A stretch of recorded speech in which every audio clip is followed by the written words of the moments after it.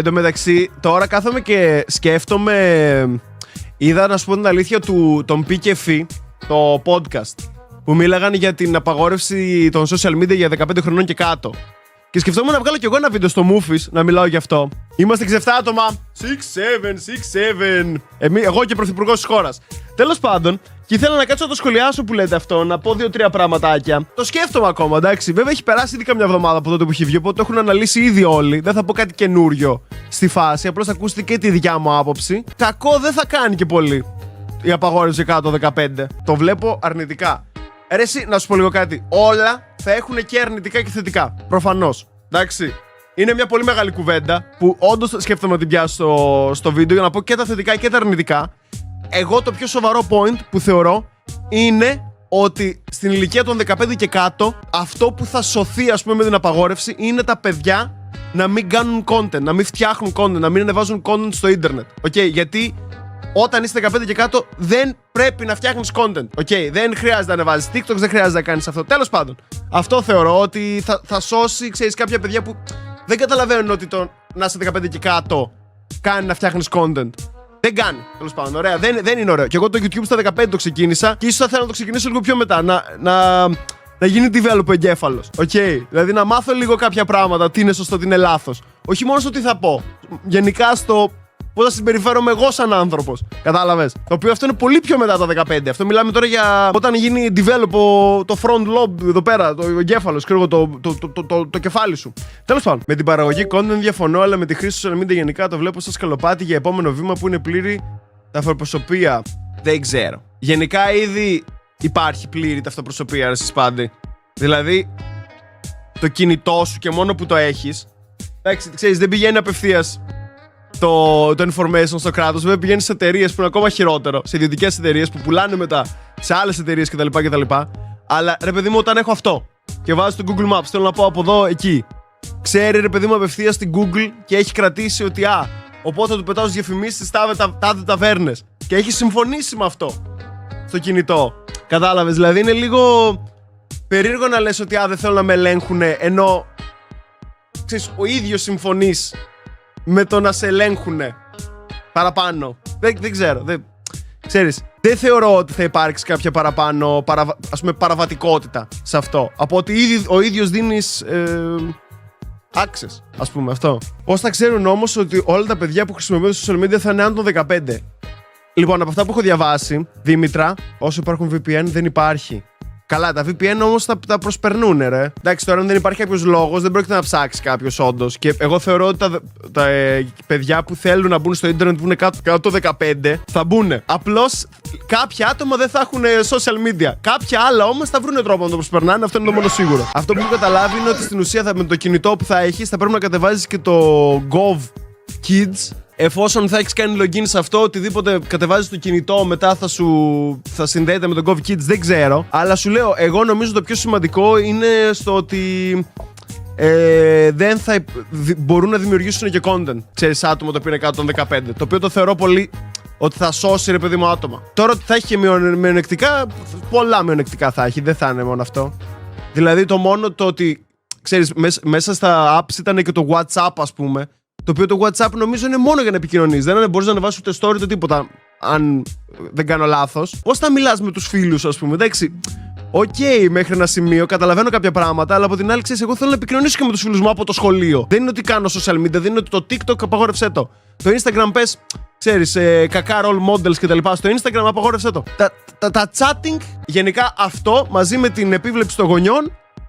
Μπορεί να έχει, εγώ πιστεύω, ένα σχετικά καλό αποτέλεσμα. Επίσης, εγώ συμφωνώ με την απαγόρευση. Επιτέλους θα κυρωθεί το TikTok. Επιτέλους! Και το Instagram. Θα έρθουν πίσω τα views. Καλό να τα μπλοκάρουν όμως και από το να βλέπουν πράγματα με το οποίο ταυτίζουν τα μικρά. Ναι, εννοείται. Μα αυτό, ρε παιδί μου, το βασικό point είναι ότι επιβλαβής influencing που γίνεται σε μικρά παιδιά θα απαγορευτεί πλέον. Και ο μέσος τρόπος που γίνεται αυτό είναι μέσω των social media τύπου Instagram, τύπου TikTok. Αλλά δεν μπορώ να καταλάβω, ας πούμε, το WhatsApp γιατί κόβεται. Δεν ξέρω, όταν, ας πούμε, εγώ ανεβάσω μια διαφήμιση. Πες, ρε παιδί μου, ότι κάνουμε διαφήμιση για ένα καζίνο. Το οποίο έτσι κι αλλιώς είναι από 21 και πάνω. Γιατί να εμφανιστεί στο Instagram του παιδιού δεν θα μπορούσε να υπάρχει ένα safe Instagram κάπως? Κατάλαβες πώς το λέω? Εφόσον ρε παιδί μου πες, εγώ κάνω μια διαφήμιση. Λέω γεια σας παιδιά, είμαι σήμερα στο καζίνο τάδε.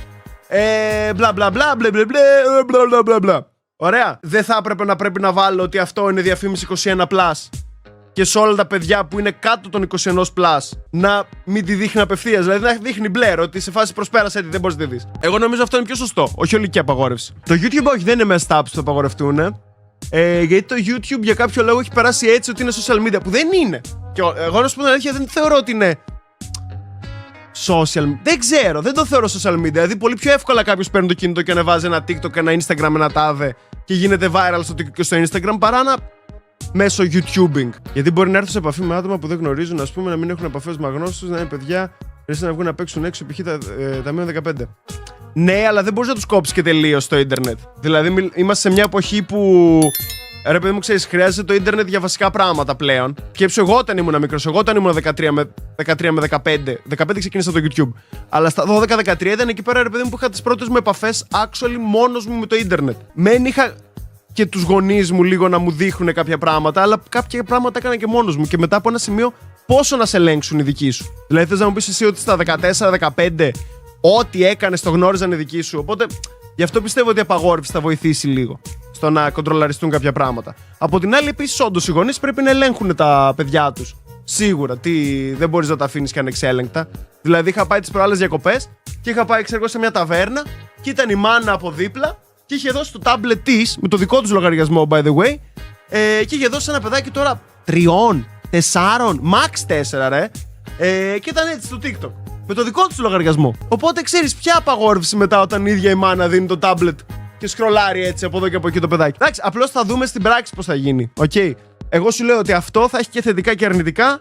Αναλόγως πώς θα εφαρμοστεί, ίσως είναι και ένα καλό wake-up call, ώστε οι γονείς λίγο να έχουν το νου τους, ξέρεις, λίγο παραπάνω, ότι σε φάση, κοίτα, εμείς θα κλείσουμε τα social media, ξέρεις, κοιτάξτε και στα παιδιά σας, μην δίνετε το tablet από εδώ και από εκεί. Εγώ πιστεύω όχι κάτω των 15, κάτω των 13. Κοίτα, να σου πω την αλήθεια, και επειδή εγώ 13 ξεκίνησα να πιάνω λίγο το ίντερνετ φάση, νομίζω στα 13 είναι λίγο καλύτερη ηλικία, αλλά και πάλι δεν ξέρω, νομίζω 15. Τώρα δεν ξέρω, για κάποιο λόγο θα το έχουν αποφασίσει. Θα έχουν εκεί πέρα παιδοψυχολόγους, ρε παιδί μου, και αυτά που ξέρεις, είναι σε φάση μέχρι τα 15 κάνει develop αυτό το κομμάτι, το εγκεφάλου ή οτιδήποτε. Εντάξει. Επίσης, η δικαιολογία τα παιδιά κουράζονται είναι μια παπάντζα. Εγώ θα το πω. Εντάξει, γιατί θα κόψει τα social media. Οκ. Εγώ μέχρι τις 5 η ώρα το πρωί LOL έπαιζα. Δεν ήμουνα στο social media, έπαιζα LOL. Είναι μια παπάντζα. Επίσης τα παιδιά κουράζονται γιατί πηγαίνουν 8 ώρες στο σχολείο, μετά έχουν 5 ώρες φροντιστήριο, 3 ώρες αγγλικά και 2 ώρες προπόνηση σε κάποια άθλημα που παίζουν. Και αγχώνονται γιατί μέχρι τα 17 που θα φτάσουν πρέπει να έχουν εξειδικευτεί στις πανελλήνιες που θα γράψουν και θα τους βγει πίστη ένα χρόνο που θα γράψουν. Οπότε τα παιδιά κουράζονται γιατί όλος ο κόσμος τη σήμερον ημέρα κουράζεται. Δεν φταίνε μόνο τα TikTok και τα social media. Τέλος πάντων, εγώ σου λέω, το καταλαβαίνω και πιστεύω ότι δεν θα είναι κακό, δεν θα είναι κακό μέτρο. Εγώ, ας πούμε, όταν ξεκίνησα να είμαι μέσα στο ίντερνετ, ήμουν ο geek που παίζει όλη μέρα PC. Ξέρεις, και είμαι στο ίντερνετ. Τώρα είναι όλοι με ένα κινητό και ανεβάζουν όλοι content. Εγώ αυτό που θεωρώ θετικό είναι ότι τα παιδιά 15 χρονών και κάτω δεν θα παράγουν content σε social media. Αυτό θεωρώ θετικό. Είναι μικροί, θα έπρεπε να πάνε έξω να παίξουν. Εντάξει, ξέρεις, ας κάτσουν να παίξουν και βιντεοπαιχνίδια. Ωραία τα βιντεοπαιχνίδια. Και εμένα μου άρεσαν τα βιντεοπαιχνίδια μεγαλώνοντας. Ξέρεις, μην τα ισοπεδώνουμε κιόλα. Αυτό προσπαθώ να πω. Ότι παιδιά, κι εγώ όταν ήμουνα 8, 9, 10 χρονών είχα τις κονσόλες και έπαιζα. Εντάξει, απλώς δεν ήταν ότι είχα και ένα TikTok δίπλα να σκρολάρω συνέχεια. Εντάξει, δηλαδή δεν χρειάζεται αναγκαστικά να πάνε έξω. Παίξουν και κονσόλες. Για π.χ. διάβαζα στην Αυστραλία 2 στους 3, αν θυμάμαι καλά το νούμερο, 2 στους 3 βρήκανε τρόπο να παρακάμπτουν τον νόμο. Οπότε και πάλι 2 στους 3 στην Ελλάδα, μη σου πω και παραπάνω, γιατί είμαστε και λίγο πιο ύπουλοι, θα παρακάμπτουμε τον νόμο. Παρακάμπτουμε, εγώ παιδιά είμαι 28, δεν έχω παρακάμπτω κανένα νόμο. Ναι, αλλά όχι να βλέπουν όλη μέρα κάνα πάρκο ή κάτι. Μα εννοείται να πηγαίνουν και έξω. Εντάξει, ποια είναι η σωστή ηλικία, γιατί βλέπω εδώ πέρα ότι από 17 και κάτω θα έπρεπε να απαγορεύεται το Instagram κτλ. Παιδιά, δεν το ξέρω αυτό. Σίγουρα θα υπάρχουν παιδοψυχολόγοι που θα έχουν ερευνήσει πάρα πολύ την εξέλιξη και την ευημερία του εγκεφάλου, ρε παιδί μου, των παιδιών. Οπότε σίγουρα κάποιος αριθμός είναι το sweet spot για τα social media. Παρ' όλα αυτά, όντως, το να μεγαλώνεις μόνο με social media και AI, θα προσθέσω εγώ ταυτόχρονα, λίγο σου κάνει το μυαλό μους. Στο κάνει λίγο έναν κοιμά το μυαλό. Εντάξει, αυτή η συζήτηση θέλει δίσκο, τάκι και ξημέρωμα. Όντως.